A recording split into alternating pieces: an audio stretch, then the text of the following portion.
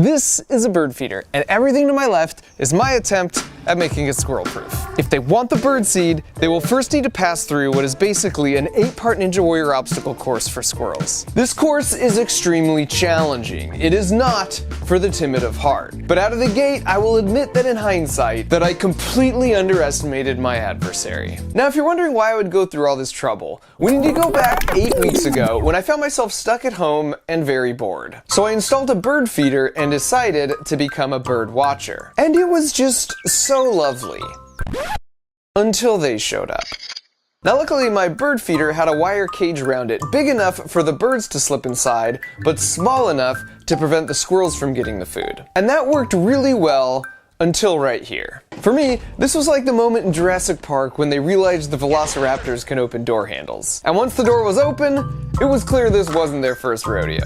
They basically cleared this whole tube of birdseed by the end of the day. Mind you, this bird feeder was advertised as being squirrel-proof, so I bought another squirrel-proof bird feeder to replace it. It's got this outer cage suspended by some springs, and so if a bird comes and lands here, it doesn't weigh that much and it has access to the seeds. However, if a squirrel comes, they'll grab onto this cage. Its weight will force the springs down, thereby preventing access to the seeds. I have no idea how the squirrels could possibly outsmart this, but let's see. And this one worked exactly as intended. You can see the birds love it, but when the squirrel comes along, the cage shifts down and now all the seed ports are covered up. Every time they tried, it was the same results. However, the next morning, this guy manages to unclip the springs that hold the cage up, which means the cage stays in the lowered position where it blocks all the seed openings. Problem with that is now they can get to the lid. But this bird feeder lid doesn't hinge open to give direct access, so he goes with a different tactic, where he now has access to all the birdseed he wants. And so I decided I would try one more bird feeder design. Okay. Wow. It almost feels intentional at this point. This one's supposed to work well because it's got this baffle, which is supposed to keep the squirrels from just coming straight down and getting to the seeds. And more importantly, there's no way for them to rip this off. We'll see. This one debuted to similar results. As he hangs by a few toes, this is when I really started to gain an appreciation for what they were capable of. It definitely seemed like this bird feeder was their favorite. Okay. Yeah, they're flexing on me for sure. And at this point, a plan was forming in my head, but just to be thorough, I moved the post away from the fence, and I can't say I was surprised when they just climbed it. Nor was I surprised to see they could shimmy up and down a small metal pole, or even a large one for that matter. And whether they could climb a certain pole material was a moot point anyways because of this. Look at this! These guys are basically freaking rodent-sized Simone Biles. And on some level, this is what it felt like when someone stole a package from my porch that didn't belong to them, and I harnessed that indignation, spending a year designing the glitter bomb bait package. Hello. Complete with special fragrances. Oh. If I could design a package to deter thieves, could I design a bird feeder to deter squirrels? And so after a couple weeks of brainstorming, designing, and building with my buddy John, we put it all together in this 20-second build montage.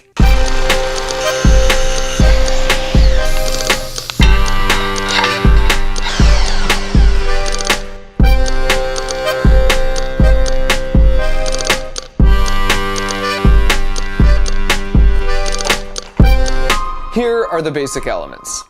For starters, here's where I've placed their favorite bird feeder, at the end of the course. And to sweeten the deal, right below that, there's a trap door. And if they step here, it releases a butt ton of walnuts and unfurls some celebratory banners. Why walnuts? I'm glad you asked. I'm using walnuts because over the course of a week, I put out a buffet of 7 different nuts and seeds. And all 4 times I repeated the experiment, walnuts were always the one they ate first. What's great about placing this here is it levels the playing field, as the birds can fly up and get as much food as they want anytime they need it. The squirrels, however, will have to work for it, because the only way to make it to this platform is if they work their way through my 8-part Ninja Warrior obstacle course, which all starts right here. This is the only platform on the course that has a pole that isn't covered in slippery stuff, which means this is where they have to climb up to enter the course. If they try and get up any other way, they can't keep a good grip and they just slide back down. So the first challenge is the bridge of instability. Now this may look easy, but the trick is it attaches at a single point on each end. And from a physics standpoint, that makes it no different than trying to crawl across a tightrope. It's the same deceptive principle with that one carnival game that's so impossible. I broke it down in another video where I used physics to show which carnival games were basically scams and the science on how to beat them. Next up, the maze of 1,000 corridors. This one's a bit more cerebral, but if they make it through that, it will bring them to the pitchfork tumblers, which are inspired by the show Wipeout. But unlike Wipeout, I should point out that all these contraptions are squirrel friendly, and even with a little back force, they will break away and stop spinning. Now, if they can make it past the pitchfork tumblers of treachery, they come to one of my personal favorites, the home wrecker.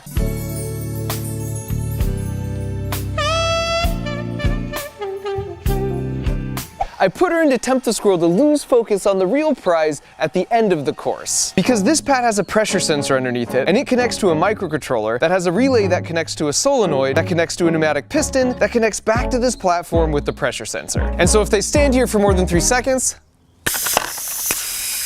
they've got to start the course all over again. Next up is the slinky bridge of deception. I've suspended a juicy walnut right in the middle, but there's no way this bridge will support their weight, so it'll be interesting to see how they approach it. The sixth challenge is called the tourist trap. It's actually a bit of a reward for making it this far. If the squirrel sticks their head through this board my wife painted, it's just a photo op they can hang on the wall of their tiny squirrel nest. I'll place a walnut here as an incentive for them not to miss this unique opportunity. The penultimate challenge are the quad steps of great elevation. This is taken straight from Ninja Warrior, and this is super tricky because these pads are all totally smooth and placed at a 45-degree incline. And now for the last challenge. At this point, they are a mere few feet away from their ultimate goal, but if they're not careful, they'll have to deal with the orbital assist platform, aka the final countdown, aka it's not a catapult, it's a squirrelapult.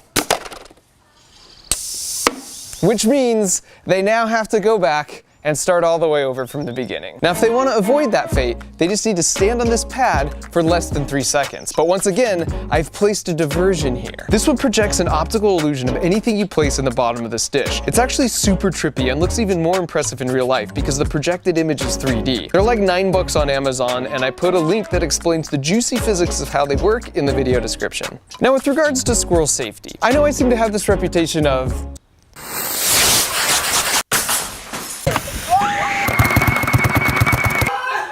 improvised high-speed projectiles, and so this one might worry a few animal lovers out there, including my wife. We have 5 pets and 1 child, and the child was the only one I had a say in. So rest assured, I can adjust the pressure on the piston, and we'll be staying way below any launch force that could hurt any of our adorable backyard contestants. And so finally, after making it through all that, we're back here at the world's most satisfying bird feeder. And as far as I'm concerned, if they make it here, they've earned the right to gorge next to the birds for as long as they want. And so after nearly a month of prep work, the course was officially open for business. They could smell the walnuts at the final station, and you could see the gears turning because right above that was their favorite bird feeder. And so before long, we had our first contender.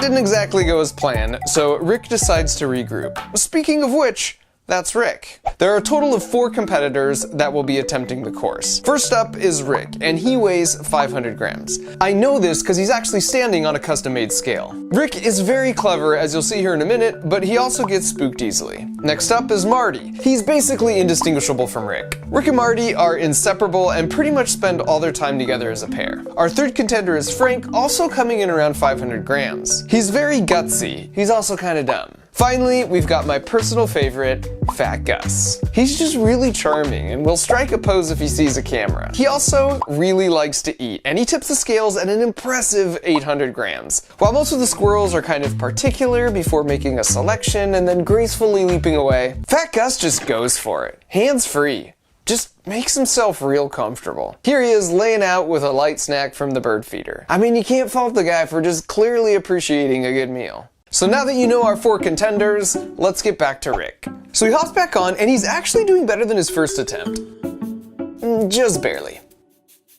This is the best because he's like, okay, I got this. Never mind. Well, maybe no, I definitely don't. And this was the exact moment I realized I just might be outmatched here.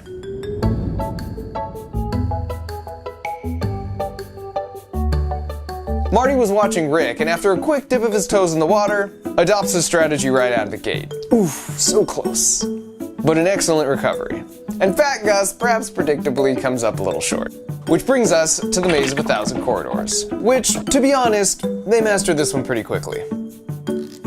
Here's a solid run from Fat Gus. And now for the pitchfork tumblers of treachery. Marty was like, yeah, that's a hard pass. Fat Gus is just like, abort! Frank is just like, nope. Then he's like, wait a second. Still nope. Then Marty flies in real hot over the top. He did make it through, but that's partial credit as far as I'm concerned. And then here's Fat Gus with my favorite attempt by far.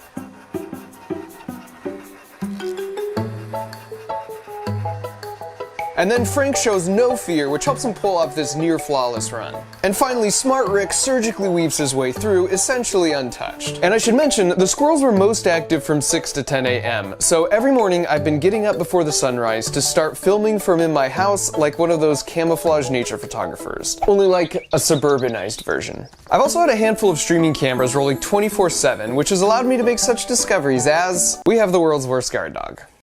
Thanks for the help, pal. Now back to the home wrecker. You can see Rick is instinctively suspicious of this gold digger and only for a brief moment puts his full weight on the platform. I told you he was smart. His buddy Marty, on the other hand...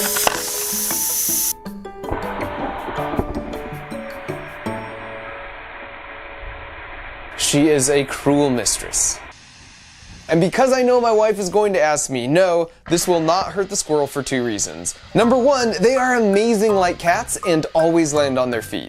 And 2, they themselves were jumping from this height all the time, and in some cases, much higher. In fact, squirrels are one of the few mammals that can survive a fall from any height because they make their terminal velocity so low. You can see it right here. They make their body as flat as possible, then put their tail back to increase drag.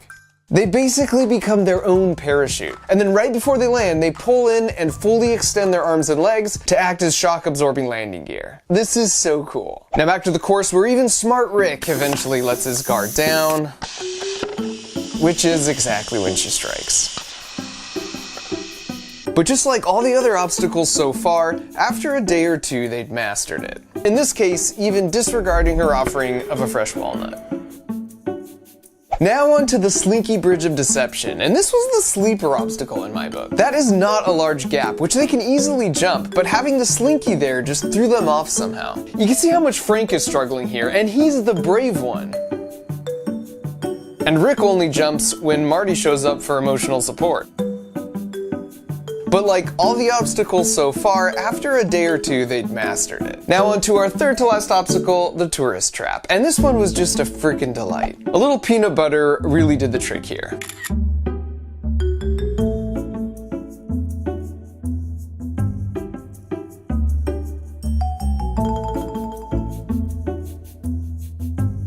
Now here comes Fat Gus, and I mean, how Fat Gus is this? He sees the camera and he's like, paint me like one of your French squirrels. Yeah? No? No takers? Alright. Here's another classic Gus where he looks at the camera. Wait a second. Play that back. And freeze. Zoom. Enhance.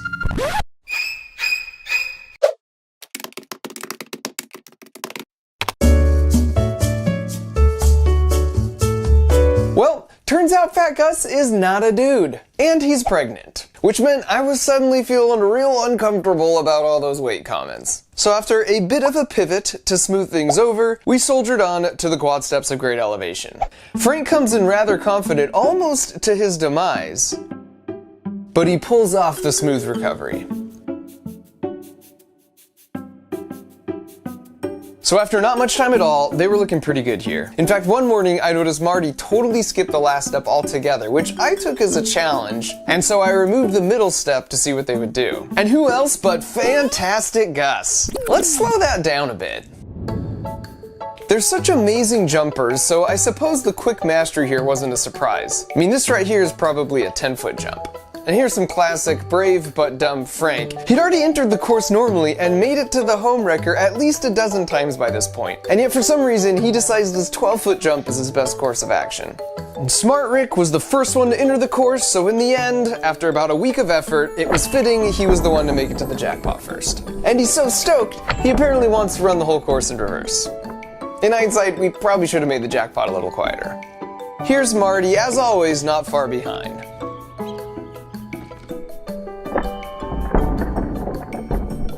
He's also a bit flighty, as you know, which worked against him here because down below Fantastic Gus, ever the opportunist, comes through with a real stroke of brilliance.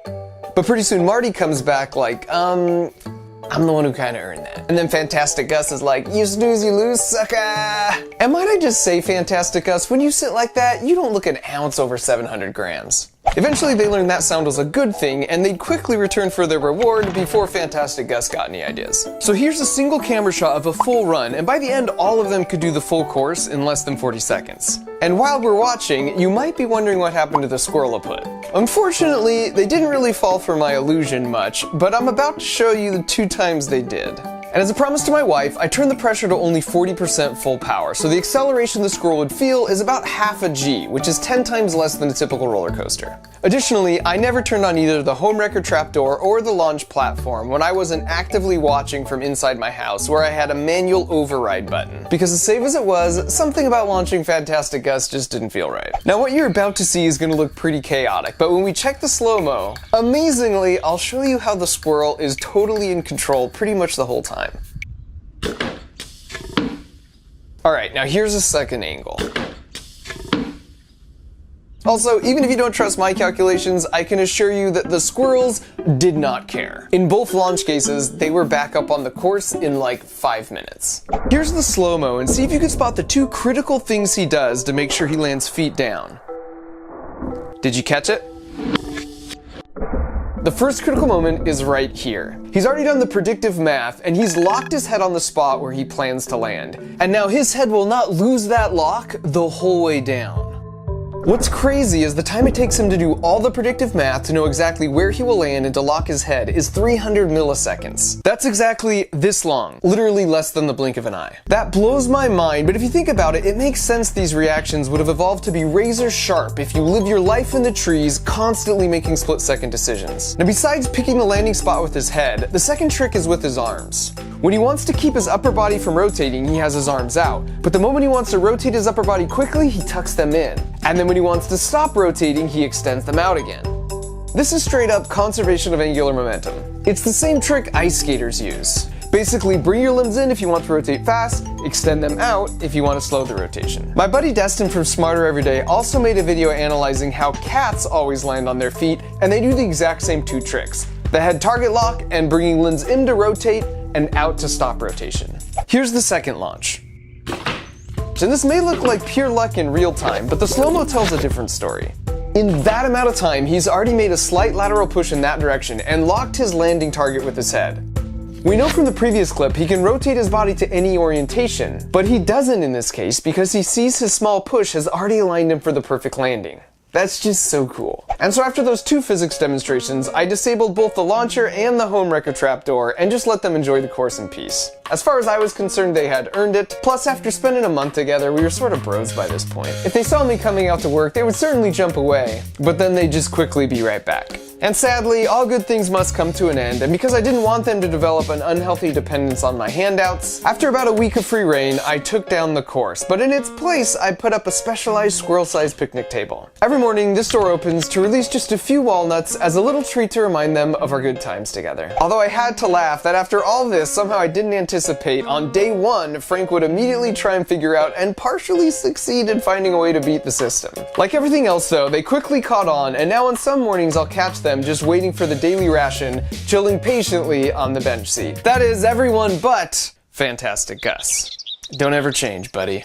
When I started this 2-month-long adventure trying to birdwatch, I had no idea I would enjoy squirrel watching so much more. It's also made me realize that even amongst the structures and pavement and power lines, how interesting nature can be in a single suburban backyard if you just really stop to look. Even the plants are amazing. I had no idea that as vines grow, they spin around looking for something to grab onto. I didn't anticipate the wide variety of animals that use fences as inter-yard highways to get around as a substitute for all the trees that existed before we got here. Even little interactions like this spider extending his life with this very timely leap into the unknown were just so delightful to see. But of all the animals, I can definitively say now that squirrels are my absolute favorite, and they're certainly a more formidable adversary than porch pirates.